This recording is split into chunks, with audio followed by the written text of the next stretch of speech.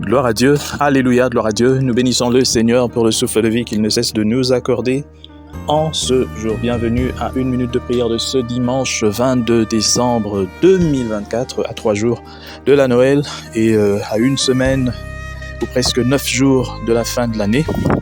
Le Seigneur soit avec nous, que le Seigneur nous garde, nous avec nos familles, afin que nous puissions entrer dans la nouvelle année et que nous puissions commencer en beauté l'année prochaine. Je prie le Seigneur pour tous ceux-là qui sont malades en ce moment, que le Seigneur étende sa main et qu'ils soient guéris au nom de Jésus. Tous ceux qui ont des enfants, tous ceux qui ont des parents qui sont malades, des amis qui ne savent plus où mettre la tête, que le Seigneur répande en cette journée la vague de bénédiction, une fraîcheur, de guérison et que gloire soit rendue à notre Dieu. Aujourd'hui, nous allons lire ce passage de Michée, chapitre 3, les 5e et 6e versets, au nom de notre Seigneur Jésus-Christ. Ainsi parle l'Éternel sur les prophètes qui égarent mon peuple. Oui, ils annoncent la paix si leurs dents ont quelque chose à mordre. Et ils publient la guerre si on ne leur met rien dans la bouche. À cause de cela, vous aurez la nuit et plus de vision. Vous aurez le ténèbre et plus d'oracle. Le soleil se couchera sur ces prophètes, le jour s'obscurcira sur eux. Alléluia. Mon frère, ma sœur, il est très important. Ce passage contient beaucoup de leçons. Premièrement, l'Éternel s'adresse aux prophètes. Ici, ne prenons pas prophètes seulement, même si on parlait de ceux qui annoncent les oracles de Dieu, mais parlons de tous ceux-là qui conduisent le peuple de Dieu. Parce qu'à l'époque, les prophètes, c'était ceux qui conduisaient le peuple de Dieu. Aujourd'hui, on peut appeler prophètes tous serviteurs de Dieu dans la Nouvelle Alliance.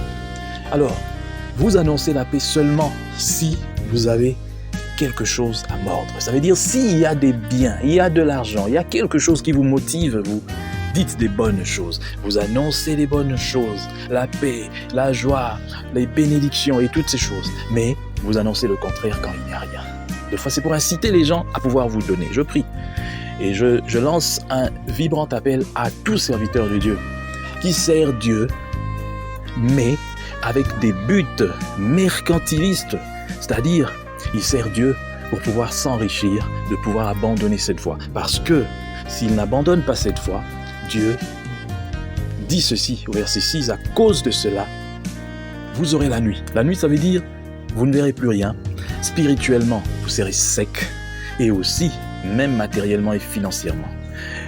Cette parole d'aujourd'hui nous exhorte à servir Dieu, non pas pour le ventre, mais servir Dieu en vérité.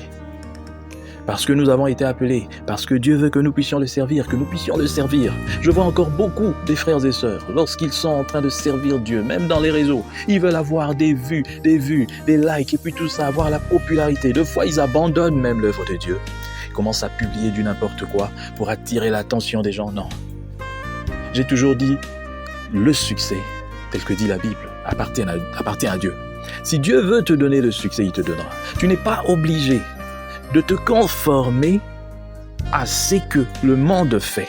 Je dois publier telle chanson pour avoir beaucoup de vues. Cette chanson-là ne glorifie pas Dieu, mais tu dois le faire tout simplement parce que ton compte doit être débloqué. Ah non, je dois publier ceci. Je dois commencer à parler aux gens, à motiver les gens. Je laisse d'abord la parole. Non, nous allons continuer avec la parole de Dieu. Et c'est Dieu qui nous donnera du succès. Si Dieu veut aujourd'hui que mon compte TikTok ou je sais pas Facebook ou quoi puisse déborder, avoir des millions d'abonnés de vues, oh Dieu le fera.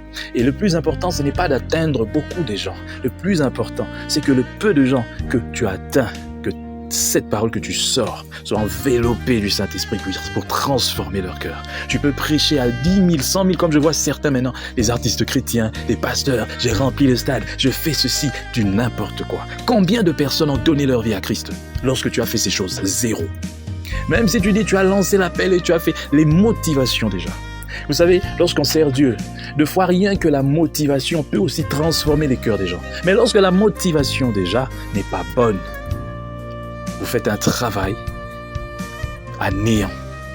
Voilà pourquoi je vous exhorte, servez Dieu avec vérité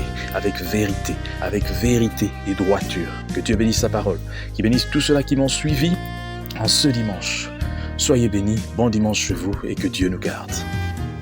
Chers frères et sœurs, dans le Seigneur, vous avez l'occasion de servir Dieu avec votre temps, avec votre intelligence, mais aussi avec vos moyens. Soutenez, restez unis dans 1 minute de prière chaque jour. Écrivez-nous, envoyez vos dons ici. Que Dieu vous bénisse.